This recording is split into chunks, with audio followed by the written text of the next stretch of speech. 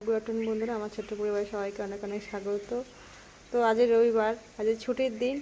তো তোমরা অনেকেই জানো আমি ছুটির দিন আমার যে রান্না থাকে সেটা আমি রান্নার ভিডিওটা আজকে দিই রবিবার দিন বিশেষ করে। তো চলো দেখিয়ে দিই আজকে আমি কি রান্না করেছি।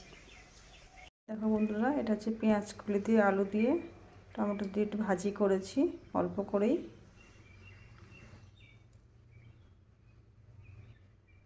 আর দেখো 3 পিস মাছ ভাজা তুলে রেখেছি, মাছের মাথা, তেলাপিয়া মাছের মাথা আর কি।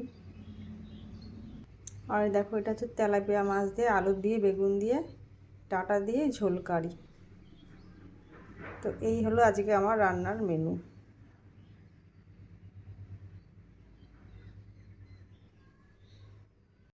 দিলাম আজকে আমাদের কি রান্না আছে। তো তোমরা কে কী রান্না করলে একটু কমেন্টে জানিও। আর অবশ্য করেই ভালো লাগলে লাইক করো, শেয়ার করো, কমেন্ট করো।